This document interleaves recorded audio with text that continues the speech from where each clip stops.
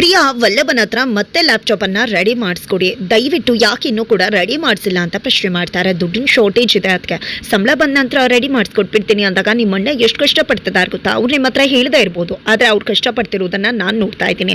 ಅವ್ರ ಬೋಸ್ ಅವ್ರನ್ನೆಲ್ಲ ಎಷ್ಟು ಬೈತಿದ್ದಾರೆ ಅಂತ ಗೊತ್ತಾ ಅಂದಾಗ ಅಣ್ಣನ ಹತ್ರ ನಾನು ಮಾತಾಡ್ತೀನಿ ಅಂತ ವಲ್ಲಭ ಹೇಳ್ತಾರೆ. ನೀವು ಮಾತಾಡಿದ ಮಾತ್ರಕ್ಕೆ ಅವ್ರ ಬೋಸ್ ಅವ್ರಿಗೆ ಬೈದೇ ಇರ್ತಾರ? ಸಂಬಳ ಬರೋದು ಯಾವಾಗ ಅಂತ ಪ್ರಶ್ನೆ ಮಾಡ್ತಾರೆ. ಇನ್ನು ಒಂದು 15 ದಿನ ಅಂದಾಗ ಅಷ್ಟೆಲ್ಲ ಕಾಯೋಕ್ಕಾಗೋದಿಲ್ಲ, ಇನ್ನು ಸ್ವಲ್ಪ ದಿನದಲ್ಲಿ ರೆಡಿ ಮಾಡಿಸಿ ಕೊಟ್ಬಿಡಿ ಅಂತಾರೆ. ಈ ಕಡೆ ಅಮ್ಮ ಅದನ್ನು ಕೇಳಿಸ್ಕೊಂಡಿದ್ದೆ. ವಲ್ಲಭನ ಹತ್ರ ಬಂದು ಪ್ರಿಯಾಕ ಮಾತಾಡಿದ್ ನಾನು ಕೇಳಿಸ್ಕೊಂಡೆ. ದಯವಿಟ್ಟು ನಾನು ಟ್ಯೂಷನ್ ಮಾಡ್ತೀನಿ, ಅದರಿಂದ ದುಡ್ಡು ಬರುತ್ತೆ, ನಿನಗೂ ಹೆಲ್ಪ್ ಆಗುತ್ತೆ. ಭಾವಂದು ಲ್ಯಾಪ್ಟಾಪನ್ನು ಕೂಡ ರೆಡಿ ಮಾಡಿಸ್ಬಹುದು, ಮಾವಂಗೂ ದುಡ್ಡು ಕೊಡ್ಬಹುದು. ಮಾವನ ಹತ್ರ ಮಾತಾಡುವಂದಾಗ ಇಲ್ಲ, ಅದು ಸಾಧ್ಯ ಇಲ್ಲ. ಮತ್ತೆ ಟ್ಯೂಷನ್ ವಿಷಯ ಎತ್ತಬೇಡ. ಆಮೇಲೆ ನಿಮ್ಮನೆಯವ್ರು ಏನಾದರೂ ನೋಡಿ ನೀನು ಟ್ಯೂಷನ್ ಮಾಡೋದು ಗೊತ್ತಾದರೆ ಮತ್ತೆ ಅಪ್ಪಂಗೆ ಬೈತಾರೆ ಕೆಟ್ಟಾಗೆ. ದಯವಿಟ್ಟು ಬೇಡ, ಇಲ್ಲಿಗೆ ಬಿಟ್ಬಿಡುವ ಅಂತಾರೆ. ಅಯ್ಯೋ, ಪ್ರಿಯಾಕ ತೊಗೊಂಡೋಗಿ ಮಾವಂಗೆ ಹೇಳೋಕ್ಕೂ ಮುನ್ನಾನೇ ನಾವು ಲ್ಯಾಪ್ಟಾಪ್ ರೆಡಿ ಮಾಡಿಸ್ಕೊಡ್ಬೇಕು ವಲ್ಲಭ, ಅರ್ಥ ಮಾಡ್ಕೊ ಅಂದ್ರು ಕೂಡ ವಲ್ಲಭ ಬೇಡ ಅಂತಾನೆ ಹೇಳ್ತಾರೆ.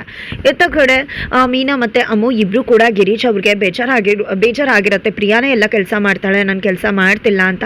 ಹಾಗಾಗಿ ಅಮ್ಮು ಮತ್ತೆ ಮೀನಾ ಇಬ್ರು ಕೂಡ ಗಿರೀಶ್ ಅವ್ರಿಗೆ ನೀವು ಇದೇ ರೀತಿ ಬಿಟ್ರೆ ಪ್ರಿಯಾ ಅಕ್ಕ ಇಡೀ ಮನೇನ ಕಪ್ಪಿ ಮುಷ್ಟಿಗೆ ತಗೋತಾರೆ, ನೀವು ಮೊದಲು ಚಾರ್ಜ್ ಆಗಬೇಕು, ನೀವು ನಂದಕುಮಾರ್ ಅವರ ಹೆಂಡತಿ, ನೀವು ಸ್ಟ್ರಾಂಗ್ ಆಗಿ ಪ್ರಿಯಾ ಹತ್ರ ಇರ್ತಕ್ಕಂಥ ಅಡುಗೆ ಮನೆನ ನಿಮ್ಮ ಒಂದು ಸ್ವಾಧೀನಕ್ಕೆ ತಗೋಬೇಕು ಅಂತ ಹೇಳ್ಕೊಟ್ಟು ಅಲ್ಲಿಂದ ಹೊರಟಿರ್ತಾರೆ.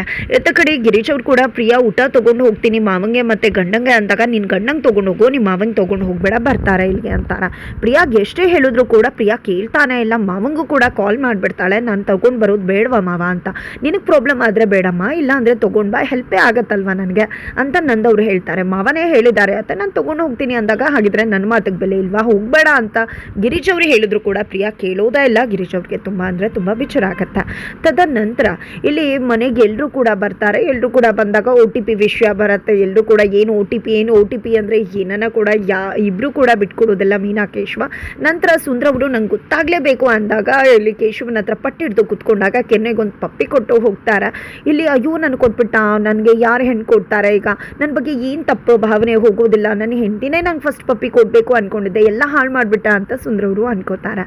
ತದನಂತರ ಇಲ್ಲಿ ಅಮ್ಮು ಹಾಗೆ ಮೀನಾ ಇಬ್ಬರು ಕೂಡ ಜೊತೆಯಾಗಿ ಆಫೀಸ್ ಮತ್ತು ಕಾಲೇಜ್ಗೆ ಹೋಗಿರ್ತಾರೆ. ಬರ್ತಾ ಅಮ್ಮು ತನ್ನ ಪ್ರಾಬ್ಲಮನ್ನು ವಲ್ಲಭನ ಪ್ರಾಬ್ಲಮನ್ನು ಹೇಳಿದಾಗ ನನ್ನ ಕೊಲೀಗ್ಗೆ ಮನೆ ಟ್ಯೂಷನ್ನ ಮಾಡೋದು ಬೇಕಂತ, ನೀನು ಅಲ್ಲಿಗೆ ಹೋಗು, ಆದರೆ ಪ್ರಿಯಾ ಅಕ್ಕಂಗೆ ಇದು ಗೊತ್ತಾಗಬಾರ್ದು ಅಂತಾರೆ.